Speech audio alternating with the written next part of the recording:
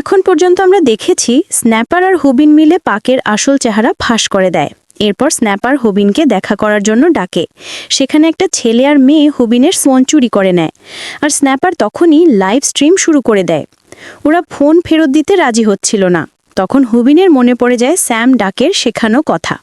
প্রথমে প্রতিপক্ষের ডমিন্যান্ট হাত চিনতে হবে। যদি প্রতিপক্ষ রাইট হ্যান্ডেড হয় তবে তাকে বাঁ দিক থেকে আক্রমণ করতে হবে। এই কথা মনে করেই হুবিন লড়ারে শুরু করে। তার ফ্যানরা এটা দেখে খুব মজা পাচ্ছিল। হুবিন ভাবে, যেহেতু মার খেতেই হবে তাহলে স্যাম ডাকের শেখানো কৌশল একবার ট্রাই করাই ভালো। স্যাম ডাক বলেছিল, যদি তুমি ঘুষি আটকাতে না পারো তাহলে কমপক্ষে রিয়্যাক্ট করতে শেখো, কারণ একটা ঘুষি তখনই শক্তিশালী হয় যখন সেটা টার্গেটে সোজা লাগে, কিন্তু যদি তুমি সামান্য নড়ো আর ঘুষি চলতে চলতে আঘাত করে তখন সেটা তেমন ব্যথা দেয় না। স্ন্যাপার ভাবছিল, এই বোকা ছেলেটা আসলে করছে কি, নিজের মুখে ইচ্ছে করে ঘুষি খাচ্ছে কেন? কিন্তু অবিন ভাবে, এতে তো আমার খুব কম ব্যথা লাগছে, এখন আমি কি করব? প্রতিপক্ষ আবার বলে, শেষমেশ তোকে মেরে ফেলবো। কিন্তু স্যাম ডাকের কথা মতো যদি প্রতিপক্ষ সাধারণ মানুষ হয় তবে সে কোনো মুভিং টার্গেটে ঠিকভাবে ঘুষি মারতে পারবে না, তাই ওয়েভিং করতে হবে। যদি তুমি দুপাশে নড়তে থাকো তবে প্রতিপক্ষের পক্ষে তোমাকে আঘাত করা কঠিন হয়ে যাবে। যখন তুমি ওয়েভিং করো তখন তোমার প্রতিপক্ষ মনে করে তুমি হয়তো অভিজ্ঞ বক্সার। এতে শুধু তোমার ভয়ের কমে না, বরং তুমি ধীরে ধীরে আত্মবিশ্বাসী হয়ে ওঠো। হুবিন মনে মনে ভাবে, যদি ঘুষির দিকে মাথা এগিয়ে দিই তবে আসলে ব্যথা অনেকটাই কমে যায়। এরপর হুবিন বলে, আমার ফোনটা ফেরত দাও, আমাকে বুমিকে রিপ্লাই দিতে হবে। তখন প্রতিপক্ষ জিজ্ঞেস করে, এই বুমি আবার কে? এবং আবার হুবিনকে আঘাত করতে শুরু করে। স্ন্যাপার ভাবছে, আমার বিশ্বাসই হচ্ছে না হুবিন একাই এভাবে লড়ছে। হুবিনও ভাবে, আমার আর কোনো টেকনিক বাকি নেই, কি করব এখন? এদিকে স্ন্যাপার চিন্তা করে, এই ফাইটটা অনেক দীর্ঘ হয়ে যাচ্ছে, দর্শকরা বিরক্ত হয়ে যাবে, তাহলে আমরা ভিউয়ার্স হারাবো।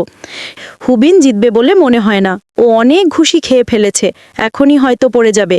কিন্তু ঠিক তখনই প্রতিপক্ষের হাত ব্যথায় কেঁপে ওঠে। হুবিন সুযোগ কাজে লাগায় আর শেষমেশ লড়াই জিতে যায়। সে তার ফোন ফেরত পায় আর সেটা দেখে বুমি খুব খুশি হয়। হুবিন বলে, এখন আমাদের ভাইরাল হিট চ্যানেলে মোট 4টে ভিডিও আছে। এই সপ্তাহের ভিউ মিলিয়নের ওপরে পৌঁছেছে, আর টোটাল ভিউজ এখন 25 মিলিয়ন ছাড়িয়ে গেছে। এটা শুনে হুবিন আর স্ন্যাপার খুব খুশি হয়। হুবিন বলে, প্রতি ভিউতে 0.1 ইয়েন করে হিসেব করলে মন্দ না, তবে অ্যাড অ্যাপ্রুভার আর সেট আপ করতে অনেক সময় লেগেছে। আসলে প্রথম ভিডিওর অ্যাড থেকেই আমাদের রেভিনিউ এসেছে, তাই মনে রেখো প্রতি ভিউতে 0.1 ইয়েনই পাওয়া যায়। আমাদের এখন ভিডিও বানিয়ে যেতে হবে, সেটা সেন্সেশনাল হোক বা ভায়োলেন্ট। কিন্তু সিস্টেমে যদি কোনো ভিডিওতে ইয়েলো মার্ক পড়ে তাহলে সেই ভিডিও থেকে কোনো টাকা আসে না। এই জন্যই সব ইউটিউবার ভয় পায়। সাধারণত বেশি আক্রমণাত্মক বা হিংসাত্মক ভিডিওতে এমনটা হয়। তারপর তারা রুমে একজন মেয়েকে দেখে আর ভাবে, সৌভাগ্য ভালো যে ওর সাথে লড়তে হয়নি, না হলে আমাদের ভিউয়ার্স চুরি হয়ে যেত। এদিকে হুবিন একটা ট্র্যাকস্যুট দেখে ভাবে, এটা দারুণ, কিন্তু দাম নিশ্চয়ই 30-40 হাজার ইয়েন। আমার এখন টাকা আছে, কিনবো নাকি? পরে জানতে পারি এর দাম 1,40,000 ইয়েন। হুবিন ভাবে, এই টাকায় তো আমি এরকম 100টা কিনতে পারবো। 1,40,000 ইয়েন তো স্ন্যাপারের মাসিক বেতনই। কি এমন পোশাক কেনে? কিন্তু দেখে স্ন্যাপার সেটাই কিনে ফেলেছে। স্ন্যাপার বলে, এটা তো বেসিক আইটেম, অন্তত একটা তো থাকা চাই। হুবিন ভাবে, আমার বিশ্বাসই হচ্ছে না ও পুরো বেতন খরচ করে এটা কিনলো। আমার কাছে এটা নেহাতি অপচয়। এরপর তারা ভাবে, কেন এখানে এসেছে? এখানে তো কেবল কাপলসরা ঘুরতে আসে। হুবিন খুব নার্ভাস ফিল করছে, কিন্তু লাইভ স্ট্রিমে ফ্যানরা তাকে চিয়ার করছে। হুবিন তাদের ধন্যবাদ জানায়।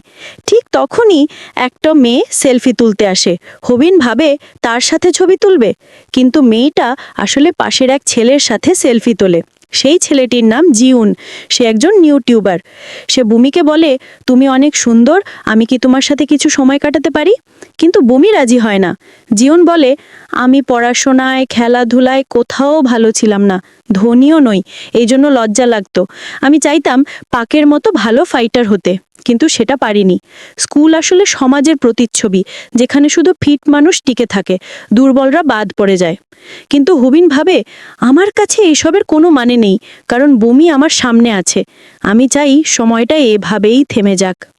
এরপর দেখা যায় গোয়েল হবিনকে অনুসরণ করছে।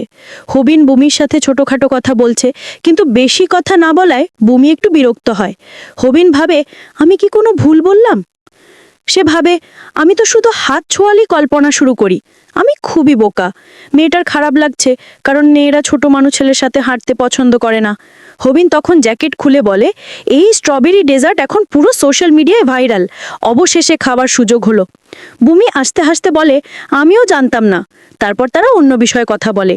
বুমি বলে, আমি আসলে ভেবেছিলাম তোমার সাথে মজা হবে। হবিন বলে, আমাকে দেখে নিশ্চয় লজ্জা পাচ্ছ?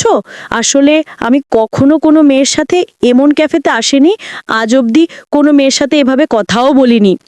সে বলে, তোমার মুখের দিকে তাকালে নার্ভাস হয়ে যাই, বুঝতে পারি না তোমাকে দেখবো না খাবার খাবো। এমন সময় বুমি ফোন পায়, এক বন্ধুর সাথে কথা বলে।